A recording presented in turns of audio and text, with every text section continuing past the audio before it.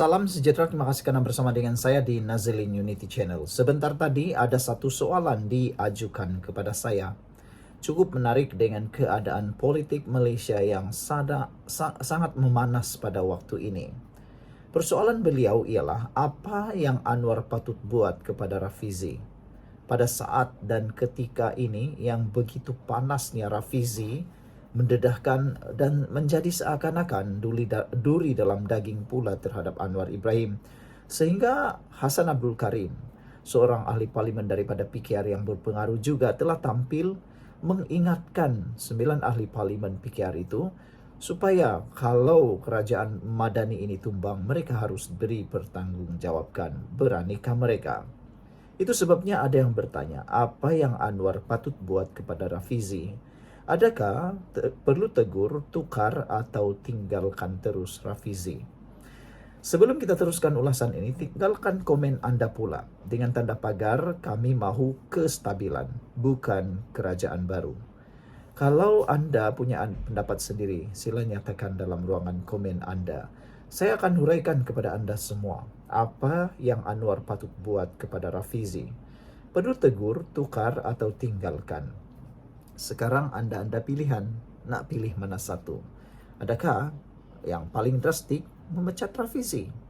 Jawaban saya di dalam huraian ini. Tapi sebelum itu, saya nak perkenalkan kepada Anda semua, ini ialah terapi imun transfer factor folate. Ini ialah terapi imun transfer factor folate yang mana meningkatkan imun badan kita sehingga 400%. Secara umum dan ringkasnya, kita kena penyakit karena daya imun badan kita yang lemah. Kita tak sembuh-sembuh daripada penyakit karena imun badan kita yang jadi bodoh. Apabila imun badan kita lemah dan bodoh, kita tak sembuh daripada penyakit kerana imun badan kita gagal membantu untuk melawan penyakit. Tapi dengan adanya transfer factor for life ini, mendidik dan mengajar, menguatkan imun badan kita sehingga 400%, ia akan menjadikan imun badan kita bijaksana, kuat untuk melawan penyakit, bukan sekadar dari luar, tetapi yang paling penting daripada dalam badan kita.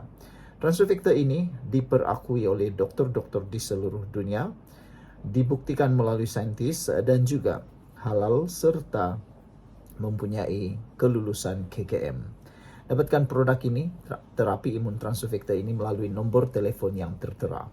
Saudara, ingatlah, kelalaian kita menjaga kesehatan kita akan membawa parah. Anda mungkin bertangguh-tangguh nanti, akhirnya kita menyesal. Dan kalau ini sudah kali kedua, kali ketiga, kali keempat Anda menonton berita baik ini, mungkin inilah waktunya Anda menghubungi nomor itu untuk mendapatkan nasihat percuma.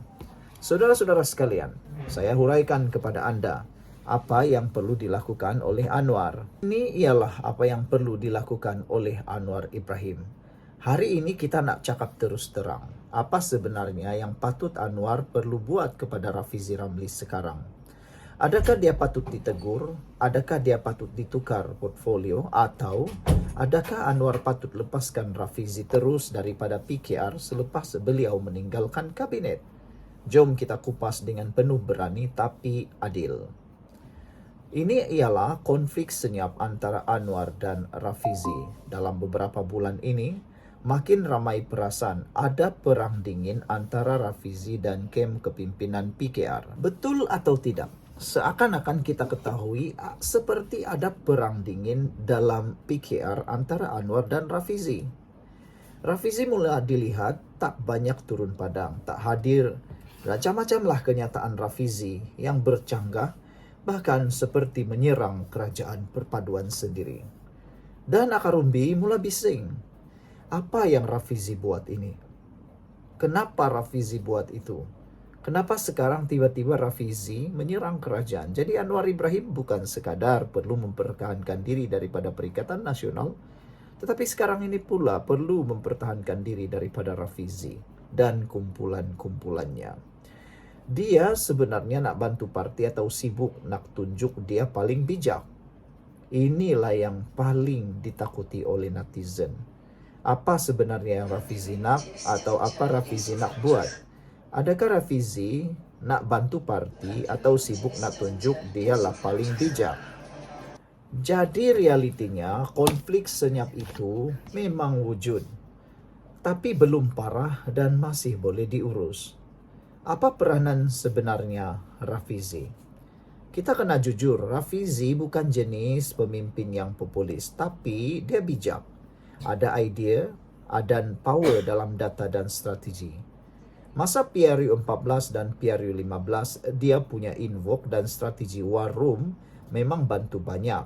Tapi jadi Menteri Ekonomi itu satu bidang lain. Masalah sekarang ini, dia macam seperti menyerang kerajaan, menyerang Anwar Ibrahim pula.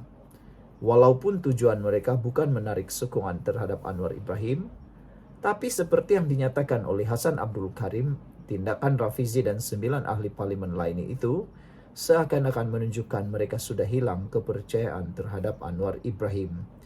Jadi, adakah itu reformasi yang dimaksudkan oleh Rafizi? Ketiga, langkah yang patut Anwar ambil ialah Anwar Ibrahim boleh menegur Rafizi secara profesional. Ambil, tangkap, bawa Rafizi masuk dalam bilik, lalu beri perbincangan secara tertutup. Satu tindakan Rafizi yang agak dilihat keterlaluan dan melampau serta tidak sesuai ialah apabila beliau menggunakan media. Sekarang ini, apa bezanya Rafizi dengan pemimpin Perikatan Nasional, kata beberapa orang netizen dan pengulas politik? Patutnya Rafizi mempunyai akses dengan Anwar, tegur Anwar secara tertutup. Anwar perlu panggil Rafizi juga secara face to face. Bukan untuk marah, tapi untuk beri amaran tegas. Ini yang perlu Anwar lakukan. Jangan buat kenyataan yang mengganggu naratif kerajaan. Perlu fokus kerja, bina semula kepercayaan rakyat. Ini penting untuk mengelak persepsi dia ego atau tak setia. Sekarang ini, mula ramai orang berfikir, dan mungkin Rafizi ingat semua suka. Tapi ramai sudah netizen, ramai sudah orang yang mula menganggap Rafizi ini ego dan tidak setia. Yang terakhir, saudara-saudara sekalian, mungkinkah berlaku rebranding dalaman PKR? Dalam PKR sendiri, Anwar perlu hidupkan semula mesyuarat dan perbincangan sulit elit parti. Jangan bagi Rafizi rasa dia diketepikan. Tapi dalam masa yang sama, jangan bagi Rafizi kebal juga daripada kritikan. Rafizi perlu sedar realiti sebenar.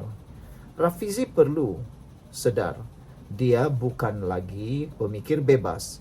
Dia kini dalam kerajaan. Setiap kenyataan dia akan dibaca sebagai kenyataan kerajaan. Jadi kalau dia nak terus dalam sistem, dia kena belajar jadi team player. Kalau tidak, dia akan jadi liability kepada Anwar dan PKR. Jadi apa sebenarnya patut Anwar buat? Tegur, ya. Tukar portfolio mungkin. Tinggalkan Rafizi, bukan sekarang. Satu message penting untuk Rafizi Ramli. Kalau kamu masih percaya pada reformasi, buktikan dengan tindakan, bukan hanya dengan idea. Jangan lupa like, subscribe, share, dan komen pendapat korang. Anwar patut simpan Rafizi atau lepaskan beliau. Sekian untuk kali ini. Jangan lupa tinggalkan komen Anda. Bye-bye. Salam sejahtera. Terima kasih karena bersama dengan saya di Nazilin Unity Channel.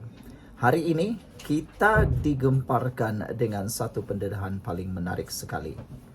Menurut Hasan Abdul Karim, ahli parlimen PKR yang saya minati, beliau kata 9 ahli parlimen PKR mesti bertanggung jawab jika kerajaan Madani tumbang. Ramai yang sependapat dengan Hasan Abdul Karim. Saya rasa ada kebenarannya apa yang beliau katakan ini. Menjadi persoalan pertama ialah apa sebenarnya yang diperjuangkan oleh Rafizi Ramli? Apa yang ingin beliau mahu capai sebenarnya?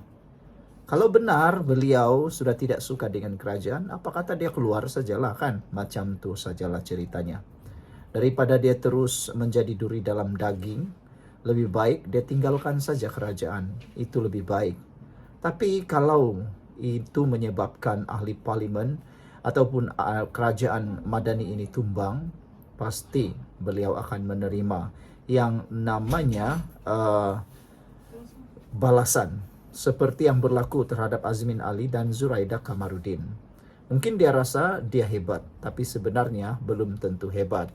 Itu antara pendapat daripada netizen. Tindakan 9 ahli parlimen PKR yang diketuai Datuk Seri Rafizi Ramli mendesak penubuhan Suruhanjaya Siasatan Diraja RCI berhubung isu kehakiman dilihat sebagai petanda bahawa mereka sudah hilang kepercayaan terhadap Perdana Menteri Datuk Seri Anwar Ibrahim.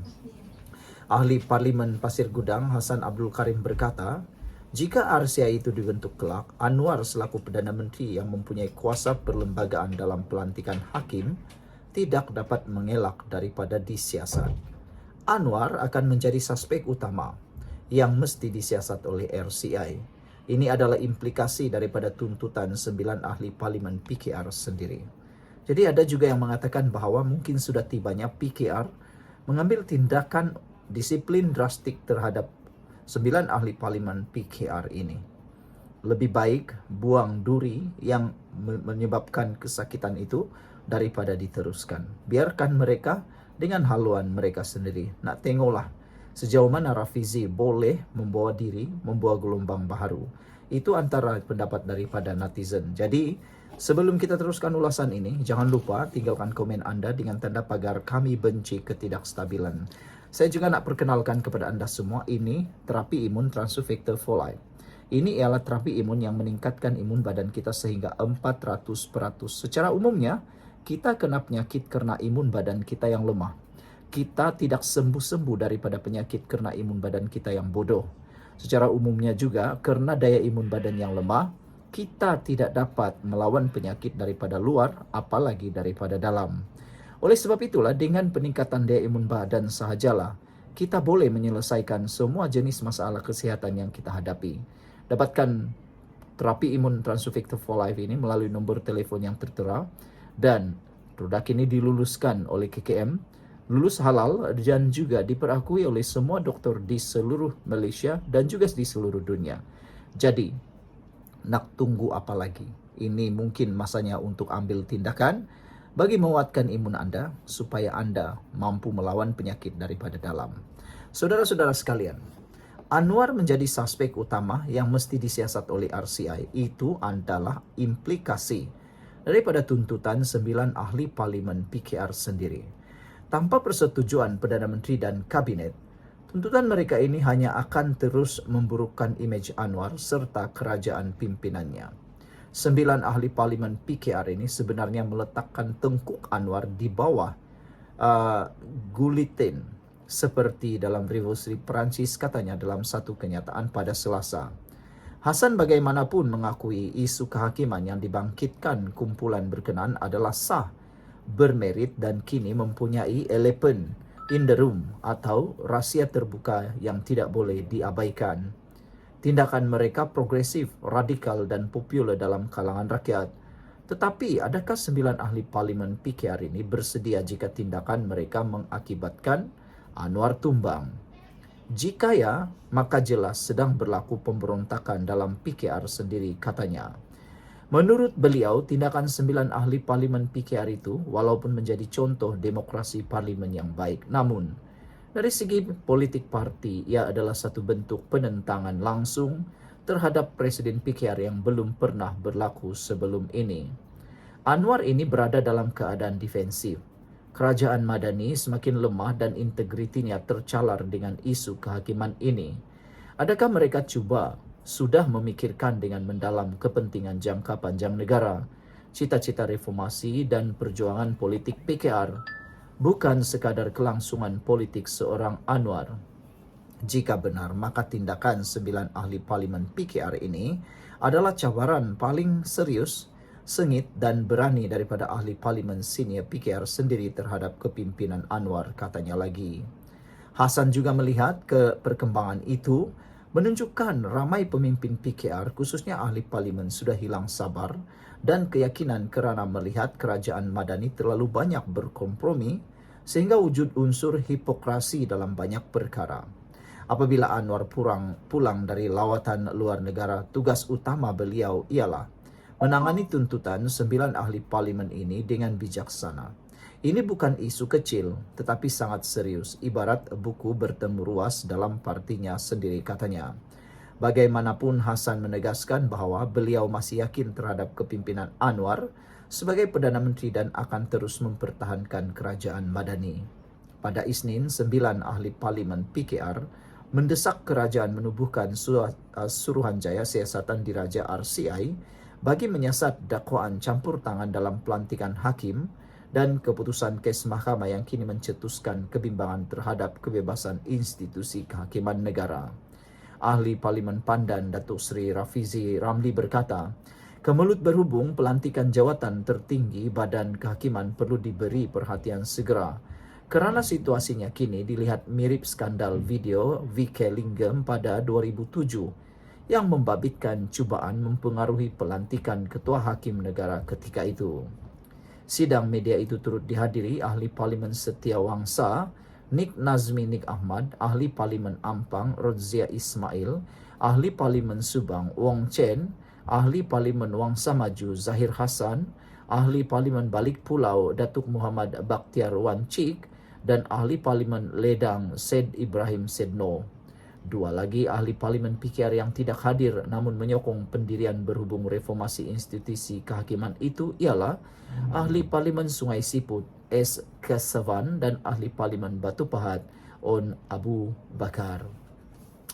Sekian dulu untuk kali ini. Jangan lupa tinggalkan komen Anda, tekan butang subscribe. Kita jumpa lagi. Bye-bye. Salam sejahtera, terima kasih karena bersama dengan saya di Nazlin Unity Channel. Akhirnya perkara paling menarik terjadi apabila ada mula berani mengusulkan supaya Muhyiddin Yassin dilepaskan jawatan sebagai Presiden Parti Bersatu. Kalau dulu ada yang tak berani cakap, tapi kini sudah mula ada yang berani.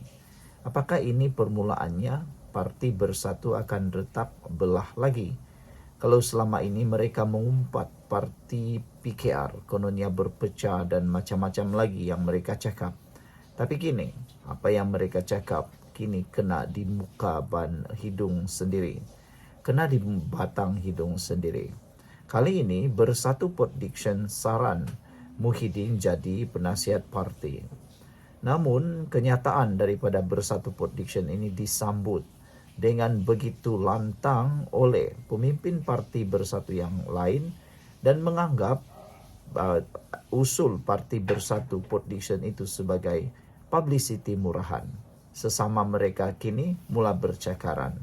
Jadi jangan pula kata PKR bercakaran, Pakatan Harapan bercakaran, padahal mereka sendiri juga bercakaran. Ingat-ingatlah, lihat-lihatlah kiri kanan, depan belakang, atas depan, bawah. Karena mungkin Anda sendiri yang melakukan perkara itu, kata netizen. Kesian juga lah kan. Oke, sebelum itu saya nak perkenalkan kepada Anda semua. Ini ialah Transfer Factor for Life. Ini ialah terapi imun yang meningkatkan daya imun badan kita sehingga 400%. Secara umum dan ringkasnya, kita kena penyakit karena daya imun badan kita yang lemah. Kita kena penyakit karena badan kita yang tidak mampu melawan penyakit dari dalam badan kita. Apabila imun badan kita menjadi lemah, badan kita kena penyakit dan tak sembuh-sembuh daripada penyakit. Tetapi dengan peningkatan daya imun badan kita melawan daripada dalam lalu menyembuhkan kita daripada semua jenis penyakit. Dengan peningkatan daya imun badan juga kita dapat kuat menentang penyakit daripada luar. Produk ini diluluskan KKM juga diperakui oleh doktor-doktor di seluruh dunia dan juga halal. Dapatkannya melalui nombor telefon yang tertera. Ingat, jangan sudah terkena baru menyesal. Jangan sudah terlambat baru tercari-cari. Sewaktu Anda sehatlah, Anda perlu mengekalkan kesehatan Anda dengan peningkatan daya imun badan. Satu-satunya jawapan kepada persoalan kesehatan dan menjaga badan kita sendiri ialah imun badan kita. Dapatkannya melalui nombor telefon yang tertera dan terima kasih.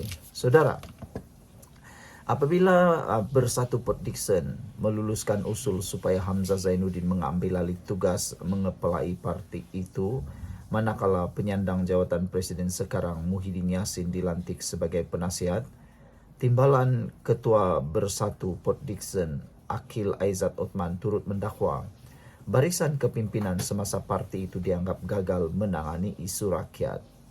Menggunakan analogi perlawanan badminton, dia berkata, keadaan yang berlaku sekarang kira-kira sama dengan pemain melakukan servis yang tidak betul, menyebabkan bulu tangkis jatuh ke tepi gelanggang, sekaligus memberikan mata kepada pihak lawan.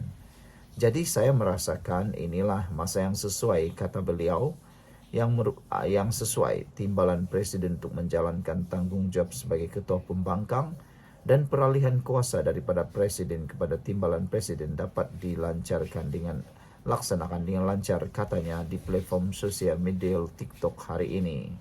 Dia juga berkata cadangan itu tidak bermaksud Bersatu Port Dickson mahu menepikan Muhyiddin. Sebaliknya, bekas Perdana Menteri itu dilantik sebagai penasihat supaya dapat membimbing Bersatu ke Putrajaya. Untuk rekod, Bersatu Port Dickson diketuai oleh Badrul Hisham Syairin. Semalam, Muhyiddin yang juga pengurus CPN menolak dakwaan PAS menyokong rancangan untuk melemahkan penguasaannya terhadap Pakatan Pembangkang. Muhyiddin berkata dia mendapat sokongan PAS, termasuk daripada Presidennya Abdul Hadi Awang untuk terus berkhidmat sebagai pengurus CPN.